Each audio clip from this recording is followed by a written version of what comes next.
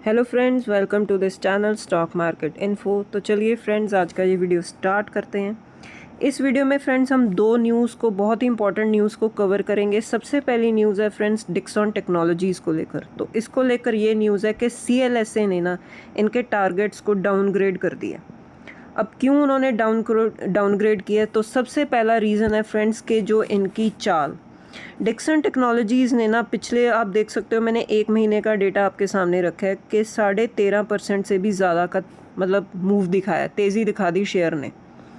तो जो CLSA ये बोल रहे हैं कि जो जिस बेसिस पर अब शेयर मूव कैसे करता है इतनी तेज़, कुछ ना कुछ पॉजिटिव ट्रिगर्स होते हैं, कुछ ना कुछ पॉजिटिव न्यूज़ होती है। इसके बेसिस पर कुछ शेयर्स पहले ही भाग जाते हैं। वो जैसे आपने सुना होगा ना, buy on rumours and sell on news. तो कुछ ना कुछ एक्सपेक्टेड होता है कि हाँ, ये पॉजिटिव ट्रिगर आ सकता है शेयर में, कंपनी में, तो उसके बेसिस पर शेयर पहले ही भाग जाता है। तो CLSA यही बोल रहे हैं कि कुछ ना कुछ पॉजिटिव ट्रिगर्स थे जिसके बेसिस पर हम देख सकते हैं कि शेयर ने पहले ही बहुत अच्छी तेज़ी दिखा दी थी। तो अब ये जो तेज़ी है ना, ये ओवरडन हो चुकी है। मतलब ये शेयर अब हो चुका है, जो जो पॉजिटिव ट्रिगर्स थे उस जिसके बेसिस पर कंपनी ने भागना था वो अब पूरा हो चुका है। अब इससे ज़्यादा ऊपर भागने का कोई भी पॉजिटिव मोमेंटम या न्यूज़ है नहीं है कंपनी के पास। तो किस बेसिस पर कंपनी भागी थी?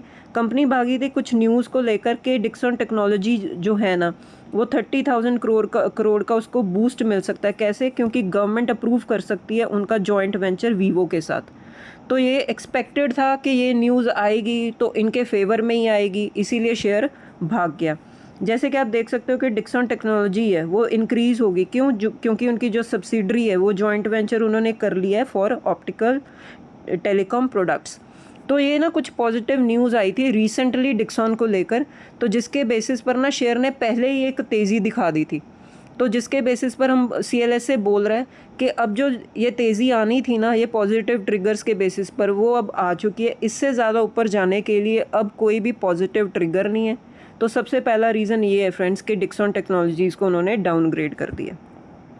नेक्स्ट है फ्रेंड्स, वो ये बोल रहे हैं कि आने वाले टाइम में ना जो उनके वॉल्यूम है, जो सेल्स हैं, वो अब इम्पैक्ट होंगी, नेगेटिवली इम्पैक्ट होंगी, कम हो सकती हैं। क्यों? क्योंकि फ्रेंड्स जो चिप्स के प्राइसेस हैं ना वो इंक्रीज़ हो चुके हैं।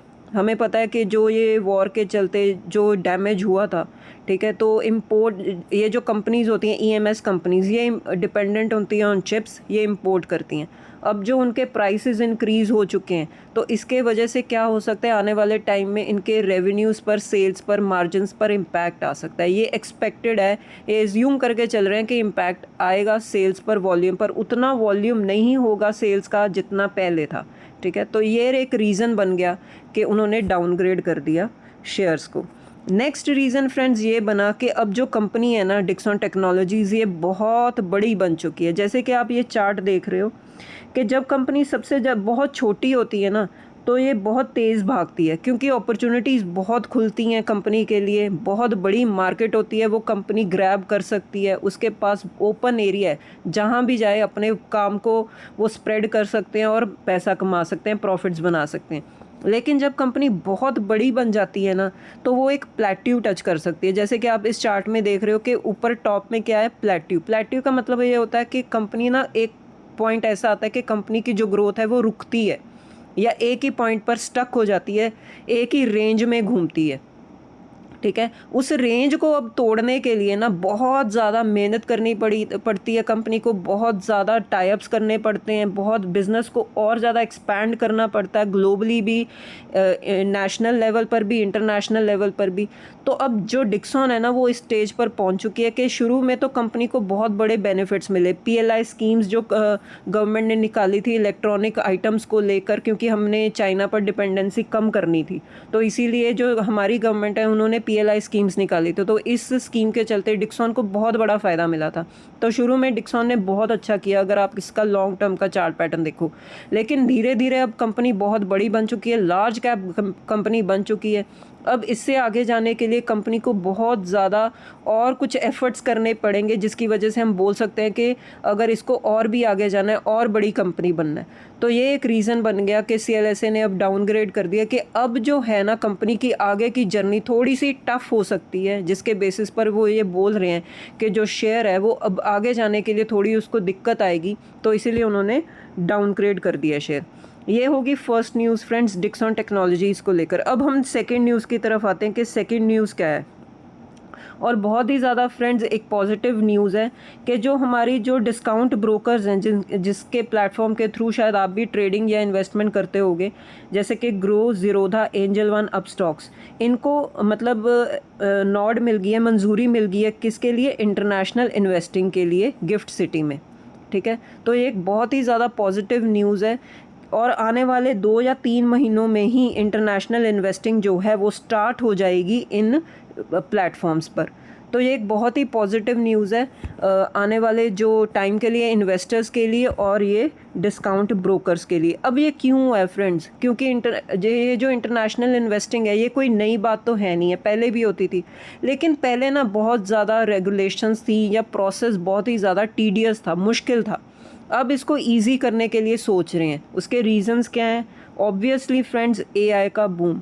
अब AI के चलते जो कंपनीज़ हैं इतना बड़ी बन चुकी हैं, इन्वेस्टर्स इतना पैसा बना रहे हैं उसमें इन्वेस्ट करके, तो अब ये ओपन होना चाहिए रास्ता कि जो इन्वेस्टर्स हैं यहाँ पर भी अगर ओवरसीज़ में इन्वेस्ट करना चाहते हैं, ठीक है, तो उनको भी ये अपॉर्चुनिटी मिलनी चाहिए कि वो कहीं पर भी पैसा इन्वेस्ट करके अपने प्रॉफिट्स जनरेट कर सकें। क्योंकि हमने देखा है कि हमारे इंडेक्स में तो कोई मूवमेंट नहीं है। ठीक है, तो जैसे हम अपने पोर्टफोलियो को डाइवर्सिफाई करते हैं, हम डिफरेंट स्टॉक्स में पैसा लगाते हैं, ऐसे ही हमें इन्वेस्टिंग को भी डाइवर्सिफाई करना चाहिए। हम लगा सकते हैं पैसा, तो हम क्यों ना इंडियन इकोनॉमी के बाहर भी लगाएं। ठीक है, तो वो अपॉर्चुनिटी अब ओपन हो गई। कैसे? AI को लेकर। AI को जब बूम आया ना, उसकी वजह से कितना जो पैसा छापा है लोगों ने, जिन्होंने भी इन्वेस्ट किया है या जब कंपनीज़ ने, इसकी वजह से अब ये रास्ता और ज़्यादा खुलना शुरू हो गया कि इंटरनेशनल इन्वेस्टिंग होनी चाहिए। दूसरा reason friend, semiconductor and chips. अब ताइवान में, साउथ कोरिया में वो क्यों इंडेक्स इतने टॉप पर हैं? क्योंकि कुछ कंपनीज़ हैं जिन्होंने बहुत अच्छा परफॉर्म किया। ठीक है, जैसे सैमसंग हो गया, SK हीनेक्स हो गया, जिसने भी वहाँ पैसा लगाया उसके बहुत अच्छे पैसे बने। वहाँ वो बोल ही नहीं सकता कि मेरा जो है पोर्टफोलियो मूव ही नहीं किया, मेरे रिटर्न्स ही नहीं बने या मंदी है।